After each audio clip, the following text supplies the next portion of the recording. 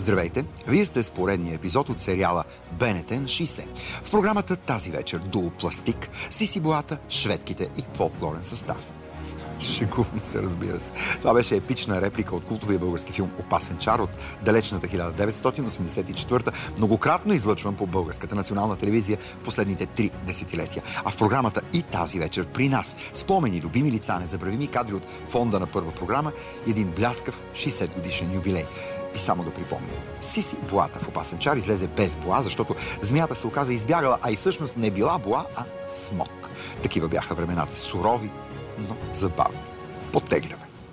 Няма места. Каква е програмата? Дуопластик, Сиси Боата, шведките и фолклорен състав. Шведките. Куфарчето, ако обичате. Това е портфейла ми. И преди всичко цветя. Много цветя. Разбира се. За пиене? Шампанско. Шатомум? Окей. Сиси Боата тази вечер да излиза без змията. Тя боата избяга. Всъщност то беше смок. Още по-добре. Да излязат шведките. Ама те са българки. Така ли? Той е батко на Българската национална телевизия с цели 20 години разлика. Започнал е да пише блестяща поезия 5 години по-рано от премиерния ефир на Първа програма. Преди четвърт век. Детският му сериал "Страшни смешки, смешни страшки" за герои с опашки стана истински хит в предаването "Лека нощ, деца". Доказан специалист в красивото възпяване с думи на нещото наречено старост и носител на награда "Златен Орфей" за цялостно творчество. Остаряващият бавно, легендарен български поет и драматург Недялко Йорданов. Старче, белобрадо, старче, белокосо, как вървиш все още? Из тревата босо, с този ревматизъм и шиаз, лумбаго, колко си ми мило, колко си ми драго. Упорито ходиш, упорито дишеш, старомодно мислиш, плачеш и въздишеш. Упорито ходиш, упорито дишеш, старомодно мислиш, плачеш и въздишеш. Добър вечер, уважаеми зрители. Аз съм Недялко Йорданов и вие гледате предаването БНТ на 60. Някога, толкова някога, колкото 9 лета,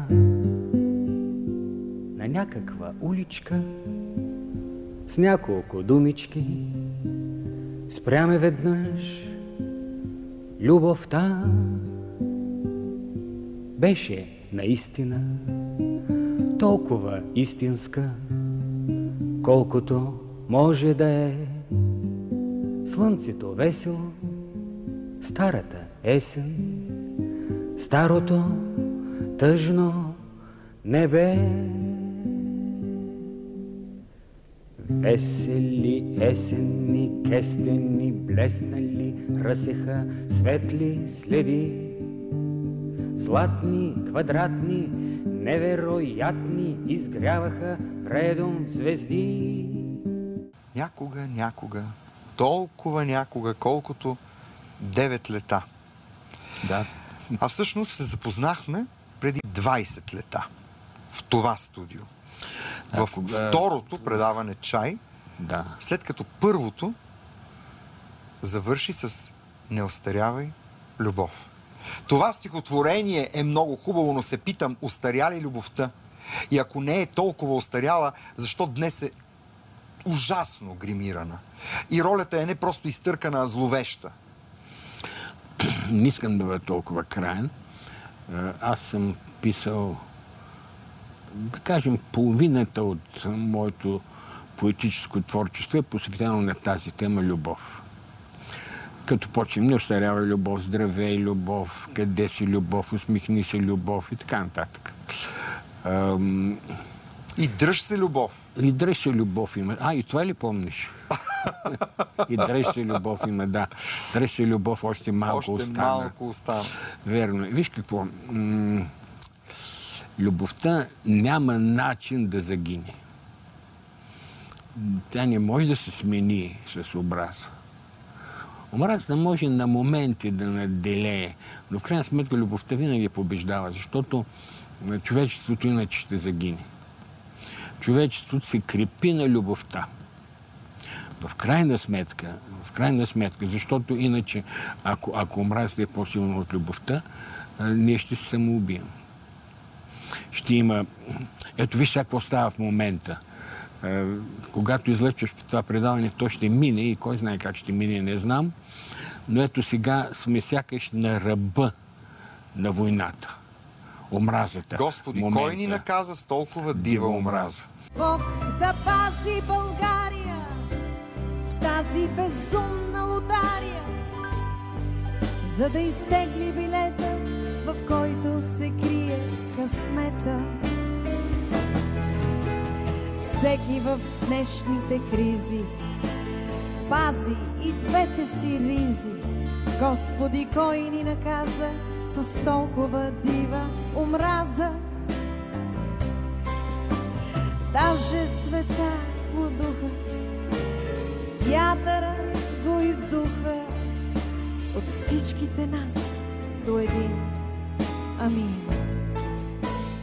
Сега виж да ти кажа нещо, което никой не знае. И то е отразено в моя дневник, когато бях студент трети курс, 1959 година, 4 май. Това е, мисля, първото или второто предаване. Експериментално излъчване. Експериментално. Беше в кулата, в телевизионната кула. Там беше студиото. Мисля, че имаше 2 камери. Ние бяхме 5 души студенти. И предаването беше посветено на стен вестник Трън. Това беше нашия студентски хумористичен вестник, в който главен герой беше Трендафил Акациев. Точно така. И беше направен един сценарий, мисля, от Васил Станилов, който аз съм написал в дневника си, че е малко тъпичък. Разбира се. Защото сюжетът му беше такъв. Ние слагахме този вестник Трън на стените на университета. Той беше 12 грамадни страници. И за да го прочетеш, трябваше цял месец да четеш. И сюжетът беше такъв: една студентка, четейки Трън, умира от смях. И правят разследване. И викат виновниците, 5 студенти, автори на Трън, и всеки отговаря на въпроса какво е написал, така че да умори. Абсолютно нетипичен за времето черен хумор. Не мога да повярвам. Точно, да. Студентка, която умира в експериментално излъчване на българска телевизия. Да. Ако не ви познавам от толкова много време, няма да ви повярвам. Имаме датата, черно на бяло, написано ръкописно, 4 май. Тъп си е сценарий. Много правилно сте написал. Така съм написал. Аз получих едно писмо от една възрастна жена от Разлог. Тя ми изпрати Еделвайс. И по този повод написах следното. А имаме силни и слаби, разни по качество баби. Имаме баба бродяга, казва се как? Баба Яга. Имаме баба шпионка, казва се как? Я кажете, господин Авджиев. Баба Тонка. Баба Неделя светица. Баба Илийца вдовица. А от партийната школа имахме баба Ницола. Моята баба Кармилка е баба ми Трендафилка. Те с изброените баби пред моята баба са слаби. Ни достига до ранга даже баба ни Ванга. В контакта с другите хора тя ми е парламентьора, досущ като баба ни Нора. Едно от първите стихотворения на Трендафил Акациев беше Мачка ближе контакт. Знаеш ли го? Жалко, но... Мачка ближе контакт. Невероятно, но факт. Да. Цък, цък, язък. Сега е баба търка билет, баба търка късмет от лотариен билет. Трък, трък, язък. Тъй веднъж в една гора случайно случай стар събра от сянката на месец жълт червена шапчица и вълк. Напукна всички правила. Той каза и с мен ела. И тя повярва на вълкът. И двама тръгнаха на път. Тя е малка и хитра, на лисичка прилича, но какво да направя, като пак ме обича? Тя е малка и хитра, на лисичка прилича, но какво да направя, като пак ме обича? Ето, тих и разумен, приближава се края. И къде ще отиде? Аз не зная, не зная. При кого ще отиде в тези нощи студени? Тя ще мисли за мене, ще си спомня за мене. Помните ли първата си среща с зрителите, вече като участник в телевизионно предаване? Реална среща, не експериментално предаване. Не само участник. Аз започнах да правя телевизионен театър. Доста рано. Доста рано? Да. Преди да станете всъщност младият и талантлив поет Недялко Йорданов, когато интервюират. Развълнувани репортерки с микрофон. Имах една пиеса "Въпрос на принцип". Тази пиеса аз се преработих за телевизионен театър. И това е първата ви пиеса в телевизионния театър, така ли? Първата пиеса "Въпрос на принцип". Беше ми асистент Роксена Кирчева. С благодарение на нещо, тя ме въведе в тази телевизионна, така да се каже, кухня. И участваха в тази пиеса, "Старецът" се казваше. Участваха Черкелов, Иван Кондов, Асен Миланов, Славка Славова, изобщо Велко Кънев. Вие какво говорите? Това са колосите на българския театър по това време. Да. Това беше такава постановка. Първата ми телевизионна постановка. Ние няма да скрием нашето особено вълнение и удоволствие, че имаме щастието да работим върху едни, бих казал, много добри наши произведения. Гледате откъси от "Въпрос на принцип" от Недялко Йорданов. Постановка на режисьора Милко Стоянов. Аз съм инженер Костов. Откъде ме познавате? Слушайте, вие кой сте? Ей, мой човек, подбери си приказките, че... Кой си ти, бе? Ало? В 1975 година поставих телевизионния театър в две големи части "Любов необяснима". Това беше спектакъл на Бургаския театър, който направих за телевизионен театър. Това е една телевизионна постановка, на която се научих вече наистина да снимам телевизионно. Аз работих с Боян Кривошиев, с Наум, изобщо 3 оператори имах и тя беше експериментално заснета. И имаше много голям успех. Лично аз за 6 дни 6 души хванах. Да, интересно, как ще хванете, ще изловите целия народ, а? Имате претенция да представлявате целия народ. Къде го народът? Как къде? Ето, погледнете през прозореца и ще го видите. Да, и какво? Ще видя хора, които мислят само за едно. Как да се наядат и облекат. Съдбата на баща ми е много жестока. Аз съм писал няколко книги. Историята на една любов. Той беше вече реабилитиран, когато се появи "Любов необяснима" на телевизионния екран. Много, да. Той беше реабилитиран 1955 година.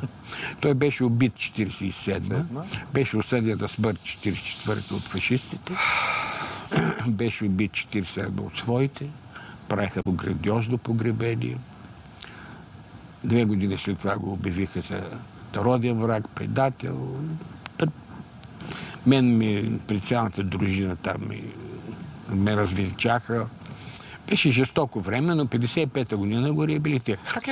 Как едно дете забравя?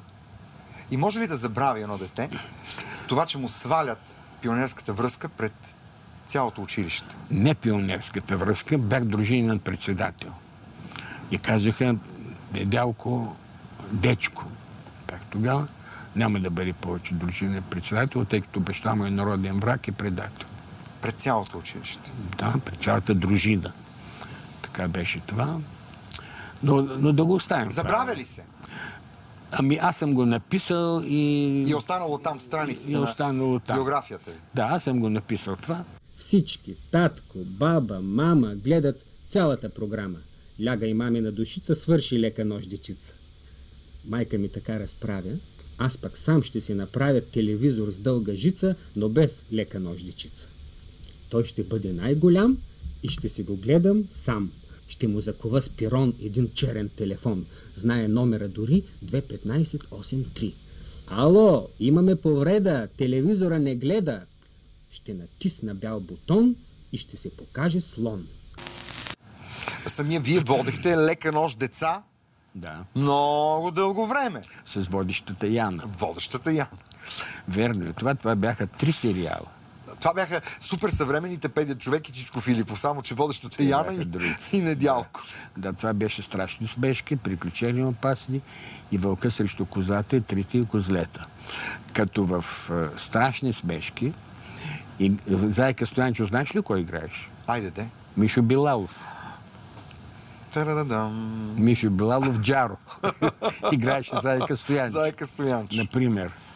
Владо Пенев играеше, там глеганите всичките. Във втората, в Приключения опасни, играеше НЛО. Значи тримата там отрицателни герои бяха Мамалев, Попандов и Велко Кънев. Четвърти път ще гледаш този детски сериал с различни приключения, засади, нападения. Я! Отваряй! Бързо, Сака!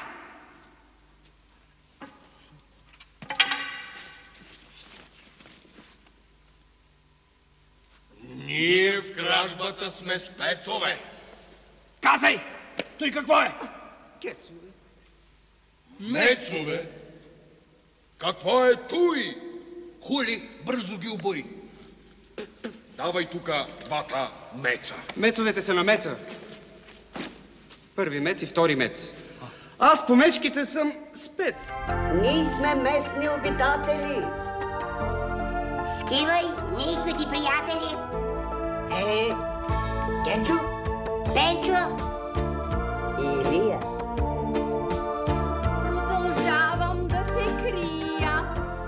Искам да ми го докажете, само като се покажете. отваряй, вече много късно стана. Аз съм в козата, майката Ивана. Я отдръпни се малко по-назад, да те разгледам аз отпред, отзад. Добре, разгледай ме. Аз ходих днес, да ми направят ето тази прическа. Изпей, обаче една песничка. О, тази задача за мен е лесничка.